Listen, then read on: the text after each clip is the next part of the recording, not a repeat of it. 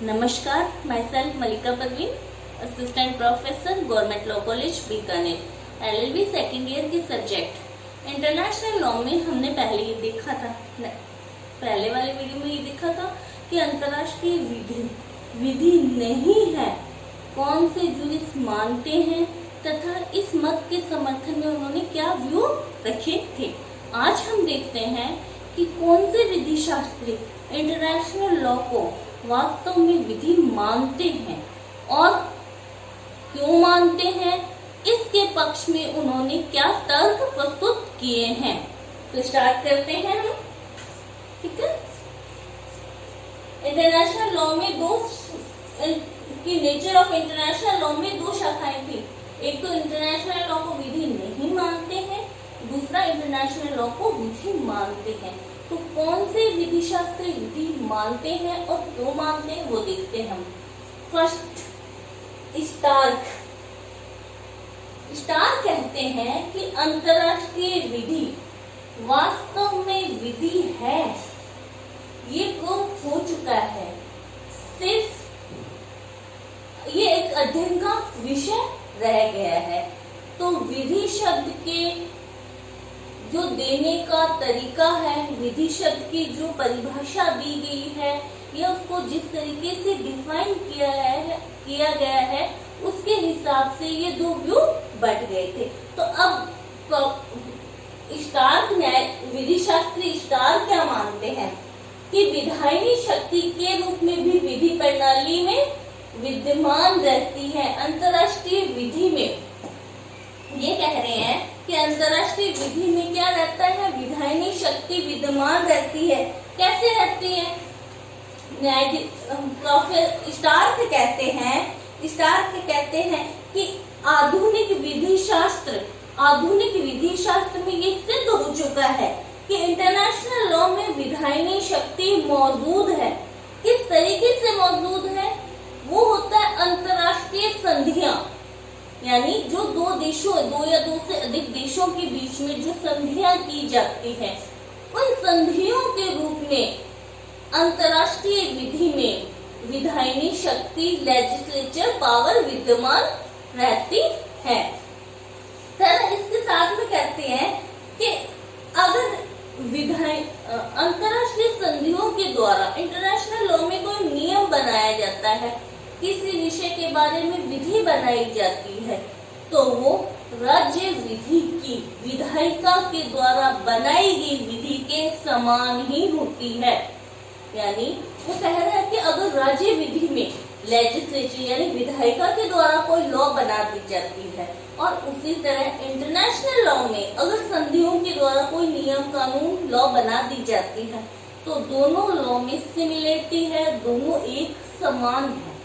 ठीक है, स्टार्क ये कहता है। फिर ये कह रहा है कि संधियों के रूप में विद्यमान रहती है। नेक्स्ट आता है प्रोफेसर ओपेनहाइम। प्रोफेसर ओपेनहाइम में कहते हैं कि अंतरराष्ट्रीय विधि वास्तव में विधि है। इन्होंने यानी प्रोफेसर ओपेनहाइम ने ऑस्टिन द्वारा दी गई विधि की आलोचना की। ऑस्टिन ने क्या दी थी कि विधि संप्रभु का समादेश है और जिसका पालन न किया जाए तो वो अनुशास्त्री के साथ मिलता है। तो प्रोफेसर ओपेनहाइम ने कहा कि हर विधि संप्रभु का समादेश नहीं होती और कोई जरूरी नहीं है हर विधि में अनुशास्त्री संलग्न हो। तो ओपेनहाइम ने ये कहा कि ऑस्टिन द्वारा दी गई डेफिनेशन विधि की सही नहीं है। कुछ विधियां ऐसी भी होती है जो कि बहुसंख्यक वर्ग द्वारा स्वेच्छाएं अपना ली जाती है और जिनके पीछे कोई अनुशास्त्री नहीं होती। तो ओपेनहाइम कहते हैं कि इंटरनेशनल लॉ अंतरराष्ट्रीय विधि वास्तव में विधि है। राज्यों ने अंतरराष्ट्रीय विधि को सिर्फ नैतिकता ही नहीं माना। राज्यों ने इंटरनेशनल लॉ को सिर्फ और सिर्फ नैतिकता ही नहीं माना, बल्कि वो अंतरराष्ट्रीय विधि के नियमों को विधि के रूप में मानने के लिए बाउंड है। यानी कोई राज्य ये नहीं कह सकता कि मैं तो इस अंतर्राष्ट्रीय विधि को नहीं मानता या इस संधि का पालन मैं तो नहीं करता। जिस संधि पर राज्यों ने सिग्नेचर कर दिया या अंतर्राष्ट्रीय नियम, कोई अंतर्राष्ट्रीय नियम, रूल, रेगुलेशन, लॉ बन चुका है, तो उस अंतर्राष्ट्रीय विधि को राज्य ये कहकर ये नहीं कह सकता कि ये सिर्फ नैतिकता है, मैं ऐसा पालन करने के लिए बाउंड नहीं हूँ। उस राज्य को उस इंटरनेशनल लॉ को फॉलो करने या उसको मानने के लिए वो राज्य बाउंड माना जाता है। नेक्स्ट आ रहा है कि इस मत के समर्थक कौन कौन से विधिशास्त्री जूरिस्ट रहे हैं। तो इसमें है स्टार्क है, प्रोफेसर ओपेनहाइम है, सर हेनरी मैन है, ब्राइलरी है, प्रोफेसर ब्राइलरी है, हार्ट है और हार्ट है। यानी ये छह विधिशास्त्री, उसमें भी 6 थे और इसमें भी 6 विधिशास्त्रियों का मानना है कि अंतर्राष्ट्रीय विधि वास्तव में विधि है, उसमें विधि वाले सारे गुण विद्यमान हैं। इसके साथ में ही पॉकेट हवाना वाद है कि इसमें पॉकेट हवाना की वाद में न्यायाधीश ग्रे ने कहा कि अंतर्राष्ट्रीय विधि वास्तव में हमारी विधि का ही भाग है, वो कोई अलग से लॉ नहीं है। इंटरनेशनल लॉ हमारी लॉ का ही पार्ट है, हमारी विधि का ही भाग है। जब न्यायालय के समक्ष में अंतर्राष्ट्रीय विधि से संबंधित कोई मामला आता है, कोई समस्या, कोई प्रॉब्लम आती है, तो न्यायालय को यानी तो कोर्ट को इंटरनेशनल लॉ को फॉलो करना चाहिए। यानी पॉकेट हवाना के बाद में न्यायाधीश ग्रे भी अंतर्राष्ट्रीय विधि को वास्तव में विधि का ही भाग मानकर विधि मान रहे हैं। वो कह रहे हैं वास्तव में इंटरनेशनल लॉ विधि है। ठीक है, नेक्स्ट आता है West Land Central Gold Mining Company Limited versus Rex तथा दलोला का वाद में भी अंतर्राष्ट्रीय विधि को विधि माना। इसके साथ में ही इन विधिशास्त्रियों ने इस मत के समर्थन में क्या क्या तर्क, रीजन प्रस्तुत किए वो देखते हैं हम। सर हेनरी मैन, यानी इन्होंने अपनी बात मनवाने के लिए कोई रीजन तो देगा, कोई तर्क तो बताएंगे कि इस कारण हम इंटरनेशनल लॉ को लॉ मानते हैं, किस कारण से मानते हैं, क्या रीजन है उसका, तो वो रीजन प्रस्तुत करते हैं ये विधिशास्त्री। फर्स्ट आता है सर हेनरी मैन ने कहा विधि केवल प्रभु सत्ता में ही नहीं रहती, जैसा कि आस्तीन ने कहा कि विधि तो सिर्फ और सिर्फ संप्रभु का समादेश है। तो सर हेनरी मैन ने कहा कि विधि सिर्फ शासक में या संप्रभु में विद्यमान हो ऐसा आवश्यक नहीं है।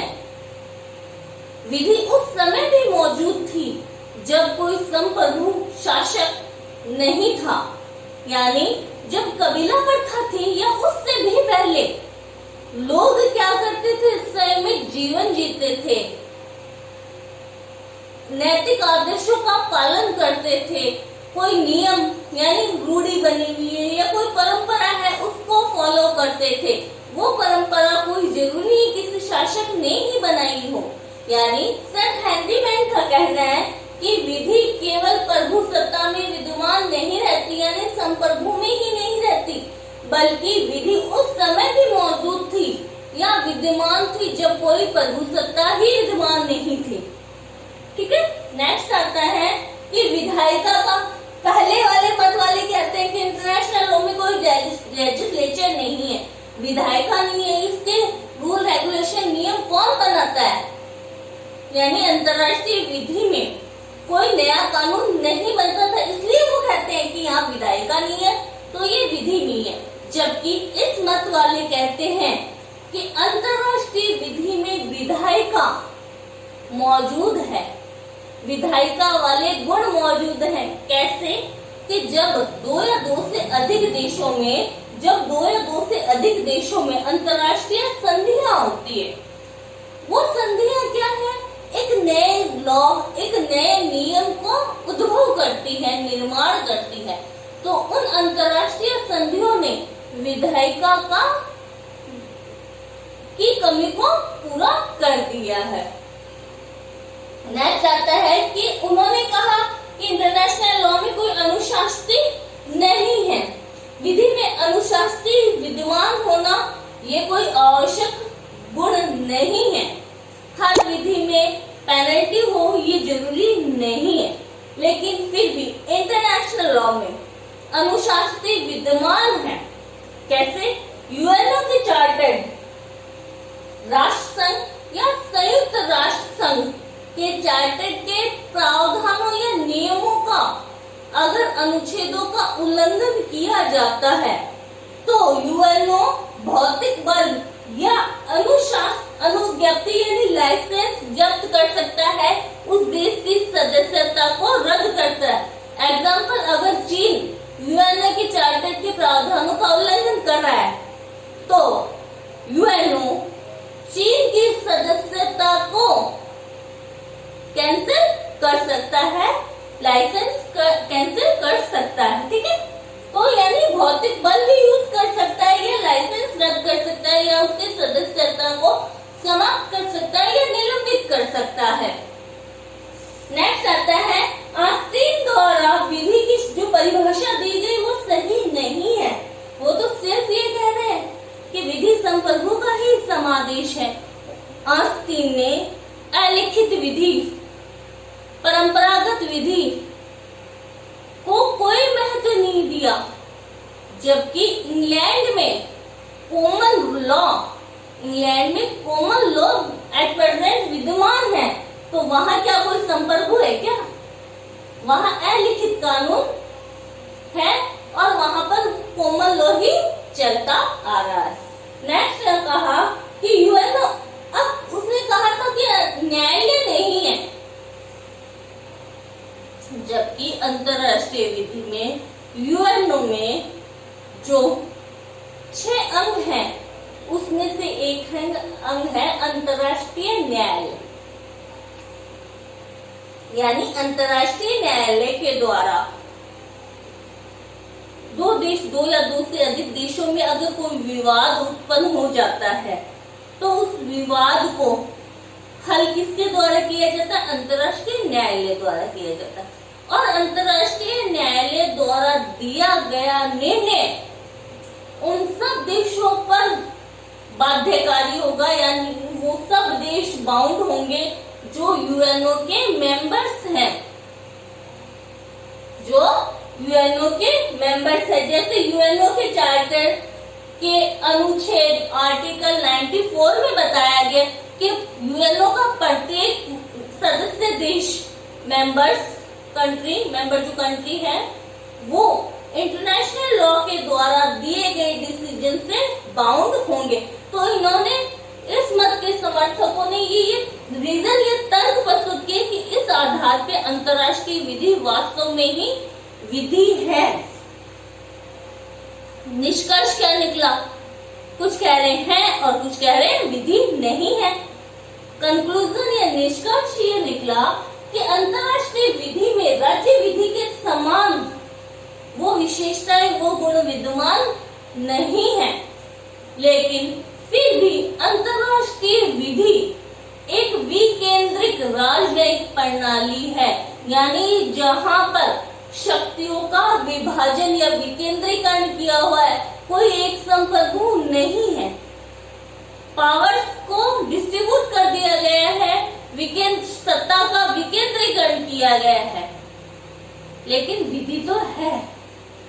निष्कर्ष ये निकला कि अंतरराष्ट्रीय विधि है, परंतु राज्य विधि के समान उसमें सारे गुण मौजूद नहीं है। इसीलिए स्टार्क ने कहा कि अंतरराष्ट्रीय विधि एक दुर्बल विधि है, यानी जिसमें कुछ कमियां विद्यमान है।